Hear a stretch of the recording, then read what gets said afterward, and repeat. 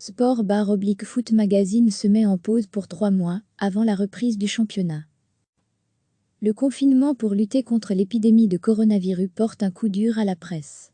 Nous vous en parlions déjà en mars, quand plusieurs quotidiens avaient mis en place des mesures d'économie. C'est désormais au tour de Sport/Foot Magazine de se mettre temporairement en hibernation. La publication, qui appartient à Roularta Media Group, prépare un dernier numéro qui paraîtra mercredi prochain. Ensuite, les journalistes du titre fondé en 1980 se mettront en pause pour 3 mois. Le personnel tant néerlandophone que francophone de Sport/Foot Magazine sera donc au chômage temporaire.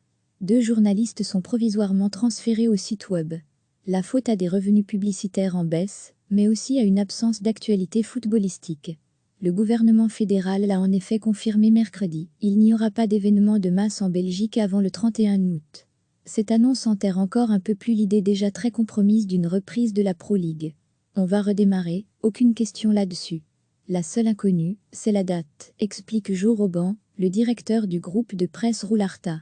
La date de la reprise de la publication, à la mi-août ou à la fin du mois d'août, coïncidera avec la reprise du championnat. Pour la suite, le groupe de presse reste confiant dans la presse papier. On va installer cette année encore une rotative, ajoute Jo Robban qui parle d'un investissement de 20 millions d'euros. On y croit carrément. Roularta est d'ailleurs l'un des 4 candidats au rachat du groupe L'Avenir. Sport/Foot Magazine n'est pas le seul titre touché par la crise du coronavirus. Même si la presse est pourtant plus lue, notamment sur Internet, plus écoutée et regardée depuis un bon mois, on observe une diminution de 50 à 70% des indispensables rentrées publicitaires. D'où la proposition au gouvernement fédéral du patron du groupe Rossel, Bernard Marchand suggère un crédit d'impôt pour les annonceurs sur leur investissement publicitaire. Recevez chaque matin l'essentiel de l'actualité. Le confinement pour lutter contre l'épidémie de coronavirus porte un coup dur à la presse. Nous vous en parlions déjà en mars, quand plusieurs quotidiens avaient mis en place des mesures d'économie. C'est désormais au tour de Sport/Foot Magazine de se mettre temporairement en hibernation. La publication, qui appartient à Roularta Media Group, prépare un dernier numéro qui paraîtra mercredi prochain. Ensuite, les journalistes du titre fondé en 1980 se mettront en pause pour 3 mois.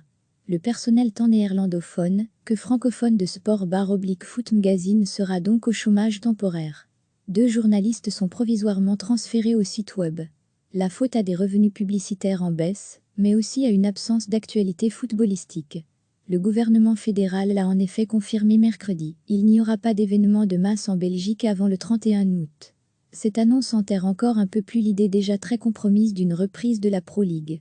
On va redémarrer, aucune question là-dessus. La seule inconnue, c'est la date, explique Jo Robban, le directeur du groupe de presse Roularta. La date de la reprise de la publication, à la mi-août ou à la fin du mois d'août, coïncidera avec la reprise du championnat. Pour la suite, le groupe de presse reste confiant dans la presse papier. On va installer cette année encore une rotative, ajoute Jo Robban qui parle d'un investissement de 20 millions d'euros. On y croit carrément. Roularta est d'ailleurs l'un des 4 candidats au rachat du groupe L'Avenir. Sport/Foot Magazine n'est pas le seul titre touché par la crise du coronavirus. Même si la presse est pourtant plus lue, notamment sur Internet, plus écoutée et regardée depuis un bon mois, on observe une diminution de 50 à 70% des indispensables rentrées publicitaires. D'où la proposition au gouvernement fédéral du patron du groupe Rossel, Bernard Marchand suggère un crédit d'impôt pour les annonceurs sur leur investissement publicitaire. Cliquez sur s'abonner pour recevoir les dernières nouvelles.